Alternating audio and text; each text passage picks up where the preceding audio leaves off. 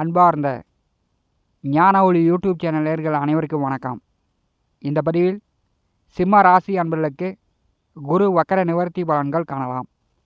வாக்கிய கணித பஞ்சாங்கப்படி 2025 வருடம் பிப்ரவரி மாதம் 11ஆம் தேதி, தமிழ் மாத தேதிப்படி குரோதி வருஷம் தை மாதம் 29ஆம் தேதி குரு வக்கர நிவர்த்தி அடைந்து நேர்கதியில் ரோகிணி நட்சத்திரம் 3ஆம் பாதத்திலிருந்து முன்னோக்கி செல்கிறார். மாசி பங்குனி விசுவாவசு வருடம் சித்திரை மாதம் 28ஆம் தேதி ரிஷபராசியிலிருந்து மிதுன ராசிக்கு குரு பயிற்சி ஆகிறார். இந்த 3 மாத காலம் பார்த்திங்கன்னா குருவுக்கு வீடு கொடுத்தவர் குருபகானுடைய வீட்டில் உச்ச பலத்தில் சஞ்சாரம் செய்கிறார்.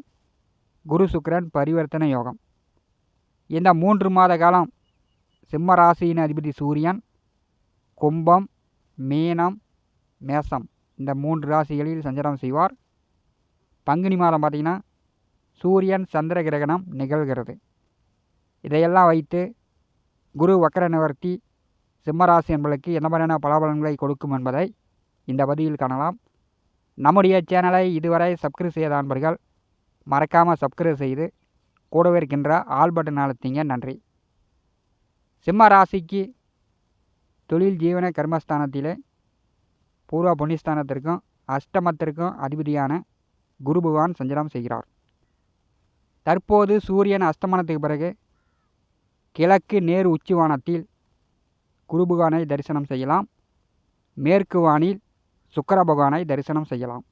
சிம்ம ராசிக்கு 10வது வீட்டிலே குரு வக்கர நிவர்த்தி அடைந்து விரையாதிபதி சந்திரபகவான் நட்சத்திரத்திலே சஞ்சாரம் செய்கிறார். இந்த காலகட்டம் பார்த்திங்கன்னா பங்குனி 22 வரை வேலையில் இருப்பவர்களுக்கு வேலை மாற்றம், இடம் மாற்றம் ஏற்படுவதற்கான வாய்ப்புகள் உண்டு. 10லே குரு வந்தால் பதவி பறி போயிடும் அப்படின்னு சொல்லுவாங்க. அரசியலில் இருப்பவர்கள், அரசு வேலையில் இருந்தாலும் சரி, அரசியலில் இருந்தாலும் சரி, விவாதங்கள் கொஞ்சம் கூடுதலாக நடக்கும்.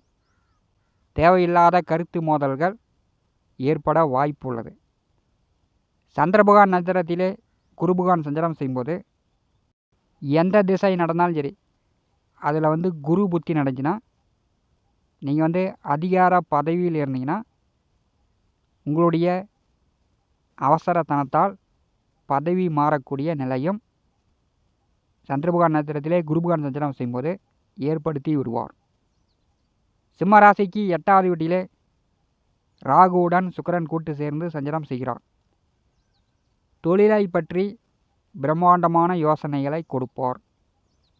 இந்த கால நேரத்தில் மற்றவர்களிடம் பணத்தை கொடுத்து ஏமாறாமல் இருப்பது நல்லது. அரசுக்கு புறம்பான செயல்களில் ஈடுபடாமல் இருப்பது நல்லது.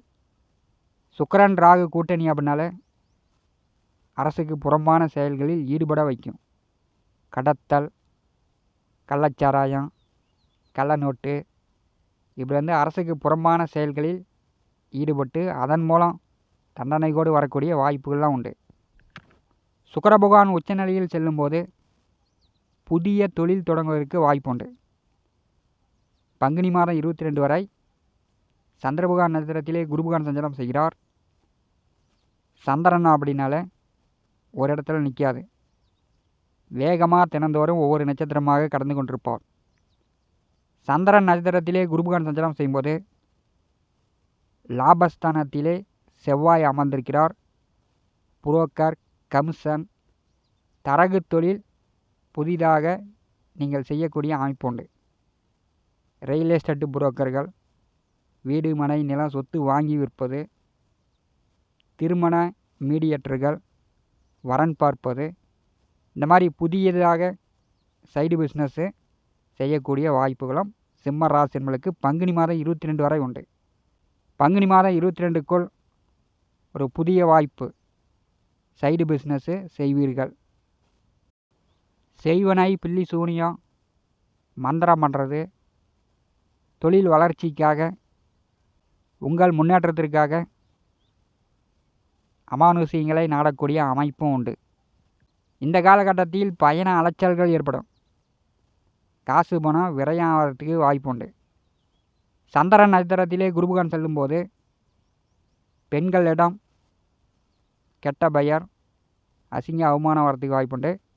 பெண்களை பற்றி தரைக்குறைவாக பேசக்கூடிய அமைப்பும் சிம்மராசி அன்பர்களுக்கு உண்டு. பெண்களை பற்றி குறை சொல்லாதீர்கள். பெண்களை பற்றி அவதூறு பேச்சுகளை இந்த கால நேரத்தில் குறைத்து கொள்வது நல்லது. பங்குனி மாதம் 22ஆம் தேதி செவ்வாய் பகவானுடைய நட்சத்திரத்தில் குரு பகவான் சஞ்சாரம் செய்வார்.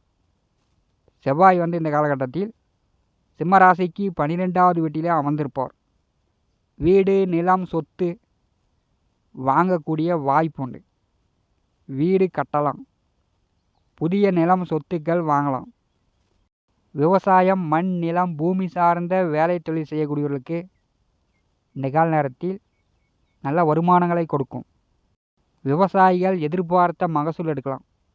அதே மாதிரி ஆடு, மாடு, கால்நடை நன்கு விருத்தியாகும். அரசு வேலையில் இருப்பவர்கள், அரசியலில் இருப்பவர்கள் ஒரு நல்ல மாற்றங்களை சந்திக்கக்கூடும்.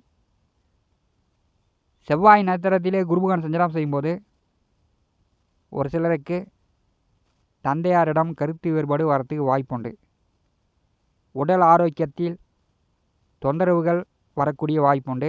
சளி, காய்ச்சல், இருமல் இந்த மாதிரி சிறு சிறு உபாதைகள் சிம்மராசி என்பளுக்கு வரும்.